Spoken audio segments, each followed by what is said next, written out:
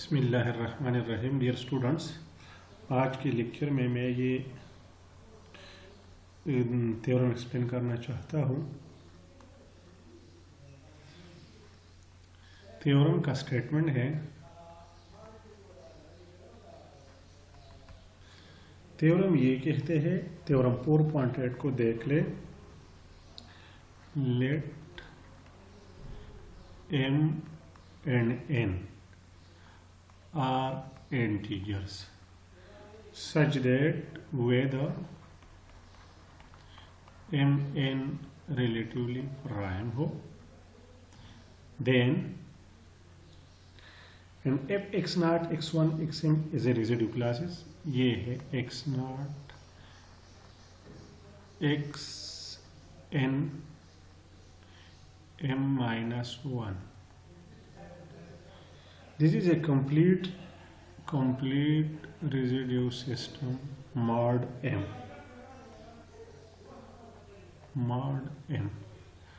दूसरा ये है then and y naught y1 and yn minus 1। ये complete residue system mod n है। We have to show that this, हमें ये शो करना है, हमारे पास यही है, हमें we have to prove that this set n x I plus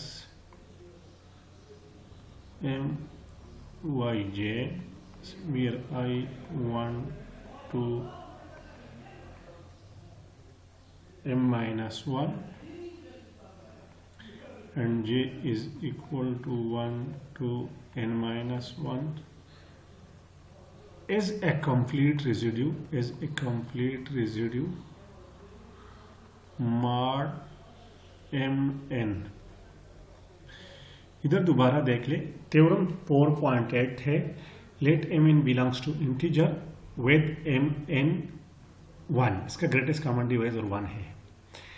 And x naught x1 xm minus 1 is a complete residue mod m, and y naught y1 yn as a complete residue mod m। Then we have to show that this set, ये वाला set, ये जो आपको नजर आ रहा है, ये हमें ये शो करना है कि this set b is equal to n x I जमा m y j such that I is equal to 1 2 3 m minus 1 and y is equal to 1 to n minus 1 as a complete residue system mod mn। हमें ये prove करना है, ठीक है dear students. हम अब proof की तरफ आना चाहते हैं।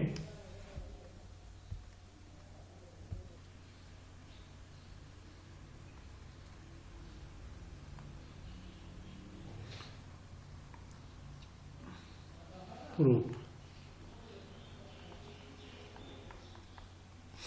अभी इस बी को हमने ये शो करना है कि ये complete residue system mod M N है। अगर आप देख ले तो सिड बी में एम एन, सिड बी में अगर आप सिड बी को देख ले, सिड बी का जो स्ट्रक्चर है ये है एन एक्स आई प्लस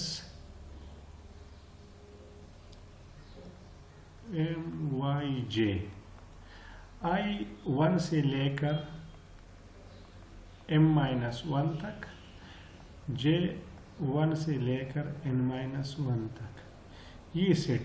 इसमें mn एलिमेंट है, इसमें mn एलिमेंट है। अगर आप इसको देख ले तो अगर आप इसको स्प्लिट कर ले, n x I जमा m y j I is equal to 1 to m minus 1, तो इसमें नंबर ऑफ एलिमेंट इसमें mn है।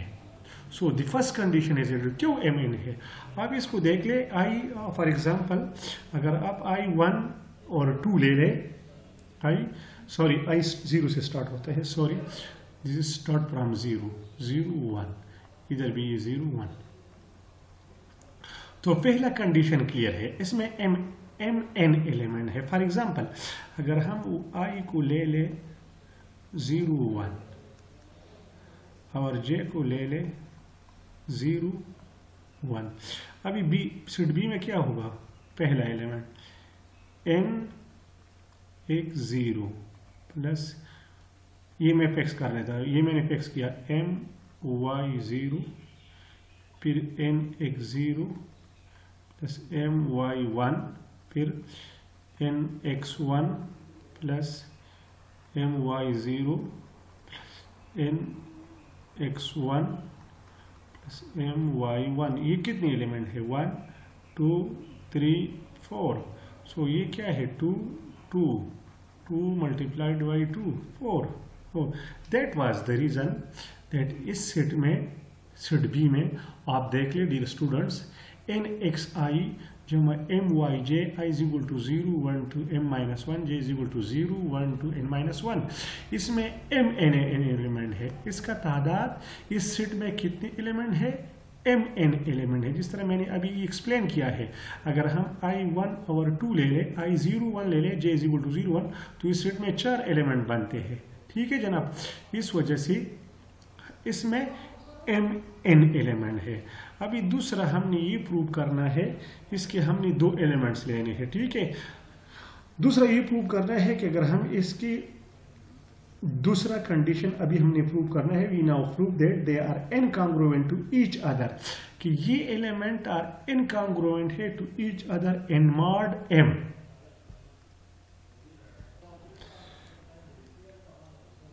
अभी इसका हम prove, we will show that they are incongruent। let nxi जमा myj, एक ये मैंने and are two distinct integer, दूसरा nxk प्लस myl। ये मैंने 2 एलिमेंट, डिस्टिंक्ट एलिमेंट लिया और मैंने सपोजिशन ये किया, if they suppose they are congruent we have to show that these are incongruent. लेकिन मैंने सपोजिशन ये किया कि let this is congruent mod mn। अभी देख ले इधर, we can write this equation very simple, nxi minus nxk is congruent to myl minus myj mod mn। This is इधर n कॉमन ले ले, nxi minus xk is congruent to m into yl minus yj mod mn। So this implies mod mn, this implies ये, this implies इसे हम ये लिख सकते हैं, because nxi minus xk is congruent to m yl minus yj mod m। From this equation we can write this, and nxi minus xk is congruent to m yl minus yj mod n। अभी mod m में ये 0 है, so this implies, इस equation से हम ये लिख सकते हैं, दिस इम्प्लाइज ये mod m में ये टर्म 0 है, सो nxi minus nxk is congruent to 0 mod m। In other words, nxi is congruent to nxk mod m। लेकिन ये n और m का ग्रेटेस्ट कॉमन डिवाइजर 1 के बराबर है, so this implies xi is congruent to xk mod m। But this contradict the fact that, ये theorem का statement का कंट्रोडक्शन है। थ्योरम की स्टेटमेंट में यही है कि xi और xi is not congruent to xi, means they are incongruent. Similarly n mod n ये 0 है, so this implies that m yl yj is congruent to m yj mod n। Again m और n का greatest common divisor 1 है, सो yj is congruent to yl mod n। Therefore this is a contradiction. Therefore this is a contradiction because xi and xk are incongruent modulo m. ये modulo m में incongruent है m, लेकिन हमारे पास नतीजे में क्या आया, कॉन्ग्रुएंट आया. सिमिलरली yj और yl इनकॉन्ग्रुएंट है, yj और yl, लेकिन हमारी कैलकुलेशन से क्या आया, yj is congruent to yl mod n. Therefore ये कंट्राडिक्शन किस वजह से राइज हुआ, हमने सपोजिशन ये लिया कि this is congruent to this, so these elements are not congruent to this. This means that this proves that the element of these sets are incongruent to each other. Thus the mn element of B are incongruent to mod L, and hence set B जो हमारे पास था वो complete residue system mod m set साबित हो गया. इसमें एक चीज है मैं आपको दिखाना चाहता हूँ. इधर मॉड m n है, इधर फिर मैंने ये लिखा है कि n into X I minus X K is congruent to m into Y L mod m. ये n मैंने इससे मैं ये लिख सकता हूँ. नेक्स्ट देख लें.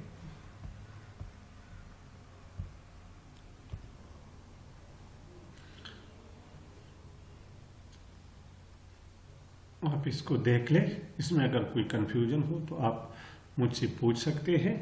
आज के लिए ये काफ़ी है. कल इंशाल्लाह इसकी नेक्स्ट लेक्चर में एक फंक्शन मैं डिफाइन करना चाहता हूँ Euler.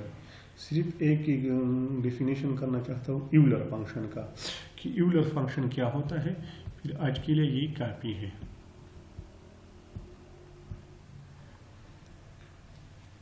Euler function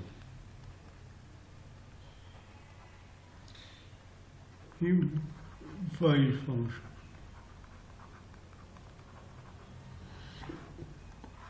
Euler phi function. We define another arithmetical function, sum of whose property we will deal with. The function which associates with every integer m the number of positive integers which are less than or equal to m and prime to m, called Euler phi function, and it is denoted by m. Euler phi function क्या होता है? This function represent all those positive integer which are less than m and relatively prime to m. Euler phi function हमें क्या information देता है? Euler phi function किसी positive integer m का हम इस तरह डिफाइन करते हैं कि those positive integer which are less than m but relatively prime to m. इसका ये मतलब है, for example in other words इसमें इसका ये मतलब है कि ये दो सेट है A such that A belongs to Z and A less than or equal to M greater than 0 और A और M का ग्रेटेस्ट कॉमन डिवाइजर 1 हो. मीन्स यूलर फाई फंक्शन किसी इंटीजर M का हम किस तरह डिफाइन करते हैं? इसमें वही इंटीजर होगा A जो a m से लेस हो या बराबर, लेकिन a और m का ग्रेटेस्ट कॉमन डिवाइजर 1 हो. फॉर एग्जांपल पाई ऑफ 1 किसके बराबर होगा? 1 के. पाई ऑफ 2 किसके बराबर? 2 से स्मॉल n से जो है 1 और 2 का ग्रेटेस्ट कॉमन डिवाइजर 1 है, सो ओनली 1. 3 का क्या है? पाई ऑफ 7 6. पाई ऑफ 7 6 क्यों बना? इधर देख ले. 1 और 7 का ग्रेटेस्ट कॉमन डिवाइजर 1 है, 2 और 7 का ग्रेटेस्ट कॉमन डिवाइजर 1 है, अप टू 6 और 7 का ग्रेटेस्ट कॉमन डिवाइजर 1 है. तो 1 2 3 4 5 6, सो 5 ऑफ 7 इज 6. ये थ्योरम है शो थ्योरम 4.7. इंशाल्लाह इसको मैं कल कंटिन्यू करूँगा. आज के लिए ये काफ़ी है, आप इसको देख ले. ये थ्योरम 4.8 मैंने वो पहले वाले लेक्चर में भी एक्सप्लेन किया था, लेकिन उसमें थोड़ा सा कन्फ्यूजन थे, तो अभी इस पेन टेबलेट से मैंने एक्सप्लेन किया है. अगर आपको कोई प्रॉब्लम हो प्लीज़ आप मुझसे क्वेश्चन कर सकते हैं. डियर स्टूडेंट्स, आज के लिए ये काफ़ी है. अल्लाह हाफिज़. Thank you very much.